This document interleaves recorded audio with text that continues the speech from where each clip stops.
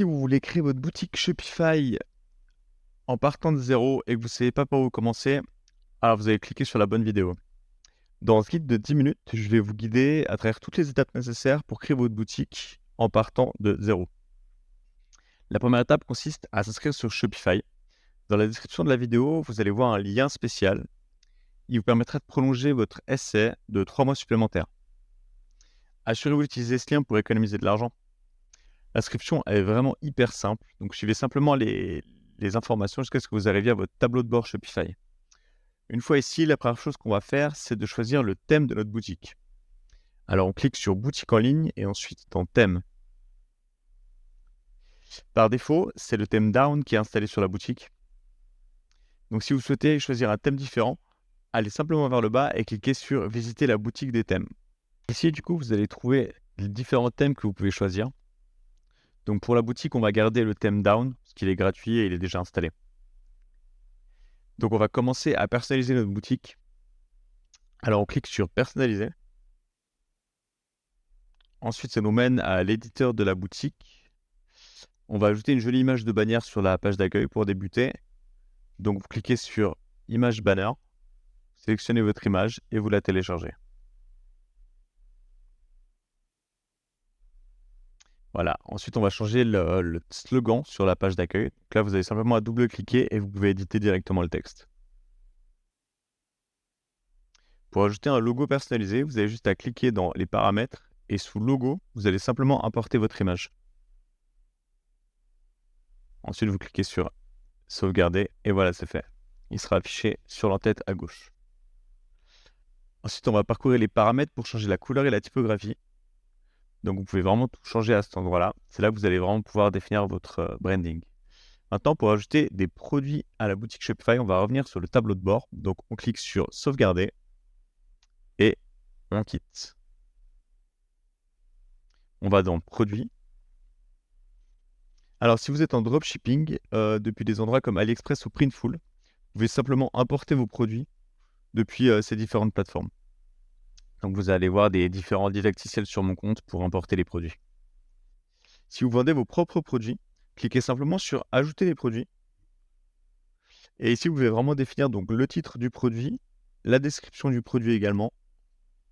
Et si vous avez besoin d'aide pour rédiger la description, vous cliquez sur le petit logo ici et en fait avec l'IA, vous mettez simplement des mots-clés et il va vous générer une description automatiquement.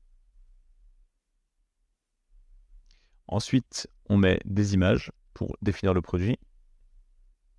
Vous pouvez changer l'ordre simplement en les glissant comme ceci. Ensuite, on va définir le prix. Ensuite, si vous souhaitez utiliser Shopify pour suivre votre inventaire, assurez-vous de définir les stocks que vous avez actuellement. Donc, si vous avez plusieurs couleurs ou tailles pour ce produit, par exemple, vous pouvez les configurer ici dans Variantes. Une fois que tout est rempli, vous cliquez simplement sur Enregistrer pour ajouter ce produit à votre boutique. Vous pouvez répéter ça autant de fois que possible jusqu'à ce que tous vos produits soient ajoutés. La création des collections, par exemple, c'est un excellent moyen pour classer vos produits et pour tout organiser sur le shop. Donc, on passe à Collection. On configure notre première collection. Donc, comme je fais un magasin de vêtements, je vais créer la collection Hoodies et définir le type sur Manuel pour pouvoir ajouter manuellement des produits à cette collection. On va également ajouter une image de collection et on va cliquer sur Enregistrer. Maintenant, sous Produits, on va pouvoir ajouter manuellement tous les éléments pertinents pour cette collection. Maintenant qu'on a choisi quels produits ajouter à cette collection, il est temps de passer un peu plus de temps à personnaliser les pages de notre boutique. Donc on va sur Boutique en ligne et on clique sur Personnaliser. Ça nous ramène à l'éditeur Shopify où on était avant. Donc quand on fait défiler, on voit qu'il existe déjà une collection avec des produits prédéfinis. Donc on va l'enlever, donc on clique dessus, on met la corbeille et on ajoute une nouvelle section. On va ajouter donc la liste de nos collections. Ensuite, maintenant, on peut afficher certaines collections. Donc on va afficher celles qu'on vient de créer juste avant. Donc les hoodies, les sweats et les t-shirts.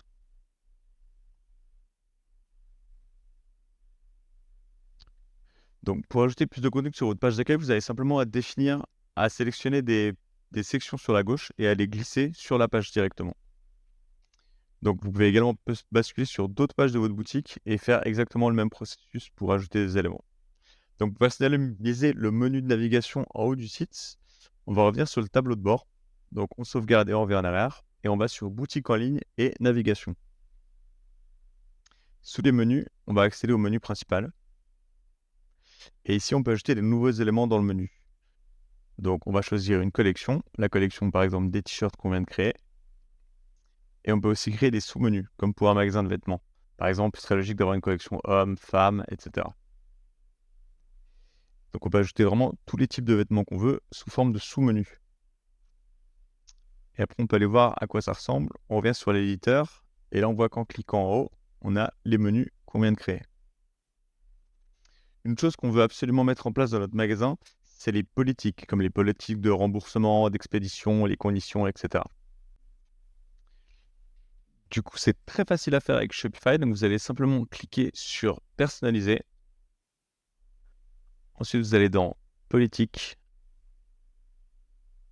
Et ici, en fait, on peut créer directement les politiques donc avec des modèles Shopify. Donc, vous cliquez simplement sur remplacer par le template et ça va vous les créer automatiquement. Donc, assurez-vous quand même de bien les lire pour remplacer s'il y a des détails spécifiques à votre boutique. Voilà la politique d'expédition. Et en bas, vous mettez simplement vos coordonnées. Donc, on va ajouter ces politiques maintenant dans le menu de pied de page de la boutique. Donc, on ferme les paramètres. On va dans navigation. On clique sur pied de page. Et ici, en fait, on va rajouter donc toutes les politiques qu'on vient de créer. Ensuite, on revient à l'éditeur de boutique pour vérifier à quoi ça ressemble. Et si vous allez tout en bas, on va dans pied de page. On clique dessus, on met ajouter un bloc et on choisit le bloc menu. Et là, on voit qu'on a les fameux politiques qu'on vient de créer. Donc avant de lancer notre boutique, on va devoir configurer les processus de paiement pour que les clients puissent payer sur notre boutique. Donc pour cela, on va dans paramètres, on clique sur paiement et ensuite on va simplement activer Shopify paiement. Donc on remplit tous les détails pour pouvoir activer ce processus de paiement et permettre à nos clients de payer avec différents moyens comme Apple Pay, ShopPay, etc. Par défaut, il y a Shopify qui est installé. Donc moi, je vous recommande de le laisser parce que c'est toujours un moyen supplémentaire pour permettre aux visiteurs de payer. Ça augmente le taux de conversion. Donc voilà, ensuite, on va configurer nos tarifs d'expédition. Donc on va dans expédition, personnaliser. Et là, on peut sélectionner les tarifs pour les différents types d'expédition. Donc ça peut par exemple être des tarifs dynamiques en fonction du poids ou du prix du produit. Si vous importez vos produits auprès d'un fournisseur tiers, par exemple, il se peut que le profil d'expédition soit déjà créé. Avant de lancer notre boutique, il y a également quelques paramètres supplémentaires à vérifier. Donc là, vous vous rendez dans détails de la boutique et vous mettez le nom du magasin, l'adresse email, les informations de facturation et également la devise dans laquelle vos visiteurs vont payer. Si vous devez collecter les taxes, vous allez cliquer sur taxes et là, vous allez pouvoir tout définir à cet endroit-là. On peut également définir son logo et les couleurs de sa marque.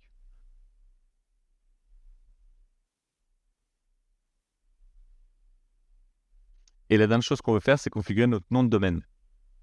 Donc pour ça, on va se rendre sur domaine, toujours dans les paramètres.